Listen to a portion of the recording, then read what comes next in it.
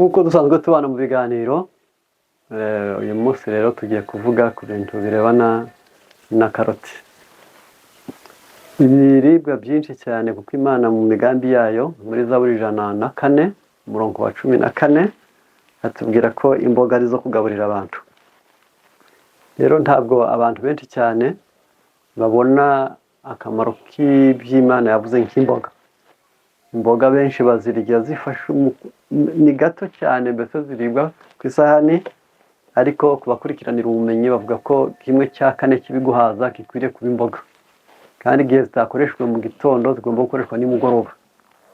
Ntabwo ziryoshywa n'amavuta nk'uko benshi bibwira, ahubwo kenshi na kenshi nyinshi muri zo atari uguhunga umwanda ngo wenda utitere inzoka. Ibyaba byiza byaba ari kurya salade yazo neza, cyangwa se ukayitegura neza nawe ukamenya kugira isuku yabyo, ariko umuntu akarya imboga.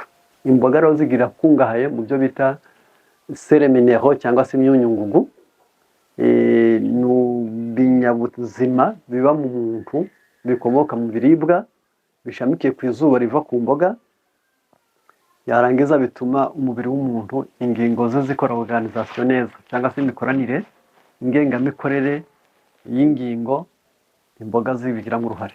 Gukora kwa buri rugingo imboga zibigiramo uruhare. Gukorera urugingo gushobora umurimo warwo gukorera izindi imboga zibigiramo uruhare.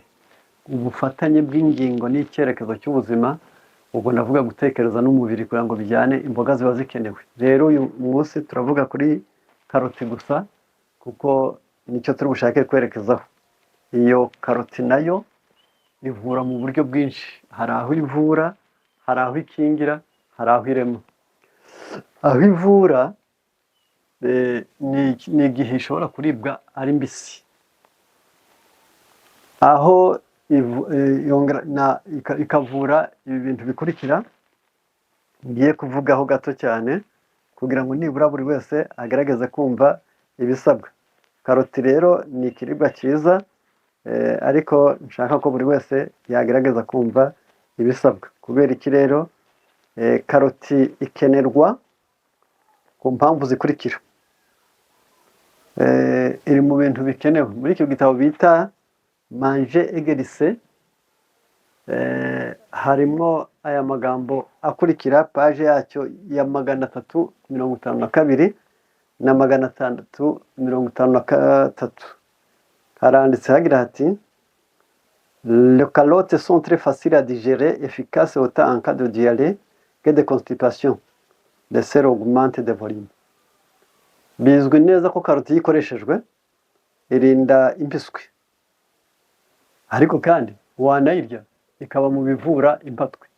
Ni uburyo Imana yayihaye ubushobozi bwahagarika impiswi kandi bwahagarika n'impatwe. Urukumva ko ari ikiribwa cyiza cyane. Abantu bose bituma bagasa naho ari byanikize, barayikeneye kugira ngo yitume yumve ko afungutse neza, kandi ko ibyari byuzuye amara byose manini bivuyemo. Bakeneye karoti. Riche en vitamines, minéraux, et a souvent été qualifié en raison de sa végétale. Karoti, umutobe wayo, jus de carotte, umutobe wayo urakungahaye mu mavitamine, mu myunyungugu, byatumye yitwa amaraso y'ibimera. Ni ryari rero ikenewe gusa kuri ibintu bikurikira: manger de carotte si vous êtes anémique, avec une hypotherme, souffre de putréfaction intestinale, d'asthme ou de bronchite, d'un ulcère de l'estomac ou de duodénime, de rhumatisme, d'insuffisance de foie ou de la vésicule biliaire. Aha ikoreshwa amaraso yabaye make, igakoreshwa uruhu rw'umuntu rwijimye, igakoreshwa amaraziba, igakoreshwa umuntu arwaye ubuhwima yo bita asima, urwaye inkorora y'akayi, ufite ibisebe mu gifu, ufite ibisebe mu mukondo, ndetse urwaye na rubagimpande, umwijima wawe ari umunyantege nke, cyangwa agasabo k'indurwe kawe gakora nabi. Icyo gihe uba ukeneye karoti nk'ikiribwa kitari icyo kurya gusa, si uguhaha gusa, ahubwo umuhashyi wa neza n'umumenyi wa neza n'umwarimu wa neza. Birazwi ko kubona karoti ku meza uba uhabonye ibinini byiza bitangiriza. Ibyo rero nicyo gituma mu kuyikenera, mu kuyikoresha, bizagufasha ugeze ahantu hakurikira. Uzagufasha ari uko imyunyungugu yawe ari mike, ari uko amaraso yawe ari make, ari uko insoro zawe ari nke, ari uko abana badafite igikuriro, ari iyo ubwayo, ari uko amara yawe adakora neza, ari uko atagira gahunda, ari uko wituma nturangize, ari uko udafite ibisebe mu gifu, ari uko ufite ibisebe mu mara, ndetse bizakuvura byinshi mu gifu. Igihe watewe ibisebe n'indurwe nyinshi irimo, bizakogereza amaraso, ndetse bizatunganya agasabo k'indurwe kawe. Kandi karoti izatuma inkorora itagufata, uzihagarika neza, uzajya urya uryohewe, uzajya wumva uhembutse ufite imbaraga, amarushereka ariyongera, ikabitera itoto. Iyo ni ya paji 153. Karoti rero nuko imeze. Rero ikoreshwa mu buryo bwo kuvura, hariya bwari uburyo bwo kurya, ariko igakingira kandi ikavura nyinshi. Reka rero tureyigire yenda kwahuranya ngo ivure. Iyo igiye kuvura ntabwo umuntu akoresha karoti imwe gusa, akoresha ebyiri, akayikoresha ataranywa amazi. Ndasubiramo, karoti yenda kuvura ni igihe uyikoresha utaranywa amazi ubyutse, kandi ugakoresha ebyiri. Iryo ni ryari kandi uba ushaka iki? Karoti ebyiri buri gitondo ubyutse utaranywa amazi, ukazayanywa nyuma y'amasaha 2, ubikoresha iminsi 7, ukaba uvuye inzoka bita oxyle, inzoka y'utunyo twinshi mu mwanda, ishobora no kwangiriza abantu benshi kandi kenshi. Ascaris ni inzoka abana bagira ikabacura, iri mu nda, ibyo kurya ikabacura, ni ikirya mbese muri magufi. Noneho saho gusa karoti igize, ahubwo abana bayifite kenshi bagwara igicuri, cyangwa bagakunda guhekenya amenyo basinziriye. Rero irayivura karoti ukoresheje za zindi ebyiri. Ivura inzoka bita ankylostomia, ikavura inzoka bita trichocephale, abantu bayirya iburizamwo inzoka y'imanika bita penia. Rero karoti ntabwo ari uruboga gusa, sino kuba ifite ibara ryiza, ahubwo ni nziza, ariko ni umuti ukomeye. Abantu bakunda kuyirya ni urukingo rw'umwijima, ntibakunda kurwara amaso, amaraso yabo ntakunda kuba make. Iri mu bintu byunganira umubiri ku rugero rwiza. Nguko rero karoti uko iribwa ari ebyiri, igiye kuvura inzoka, nubwo bitari bukore kuvura inzoka gusa ikugezemo. Ushobora kuyirya uri kuvura icyo bita infection urinaire, ni igihe ufite icyo bita intandamyi, cyangwa se ni ibyuririzi byo mu myanya yo kwihagarika, icyo bita infection urinaire.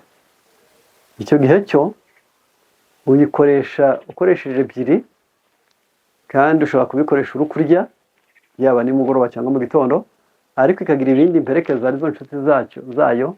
Ni inzuzi z'ibihaza zumye kandi zitonoye, ufataho ibiyiko 2 cyangwa 3, ubwo biterwa n'urugero rw'ikiyiko wakoresheje. Yarangiza ugafata na tungurusumu 3, ariko icyo cyo akaba ibyo bita condition, ni igihe udatwite. Yarangiza ibi bintu ukabikoresha ibiyiko 2 by'inzuzi, ibi karoti 2, tungurusumu 3, yarangiza ukabikoresha mu gitondo uri kurya. Ushobora kubikoresha bimwe mu gitondo nk'inzuzi na karoti, nimwe ukoresha tungurusumu ntacyo. Yarangiza ugiye kurya, yarangiza ukabonye amahirwe yo kuvura iyo bita infection urinaire. Yarangiza ni indwara igaragazwa no kugira umwuka mubi mu gitsina, kwihagarika ukaribwa, gusohora amazi y'umweru ameze nk'amazi, kuzana yacitse ameze nk'amacunda, kuzana ayirushushirane amaraso n'ubwo rutata bigiye kungana, inda zivamo, imibonano iryana cyangwa se ibabaza. Yarangiza abo bantu bose baba bakeneye ziriya nzuzi. Rero mu mugambi wo kubabwira nguko uko Imana yagambiriye, nicyo gituma muri Malaki 4 umurongo waho wa 2 hakubwiramwo amagambo meza avuga ngo, naho mwebweho abubaha izina ry'Uwiteka, izuba ryo gukiranuka rizabarasira rifite gukiza mu mababa yaryo. Imana ni nziza, nawe izakubere nziza, uzayumvire kugira ngo uhirwe, inama zayo zijye zikuryohera, kandi ujye wishimira inzira zayo. Mu izina rya Yesu, naho ubutaha.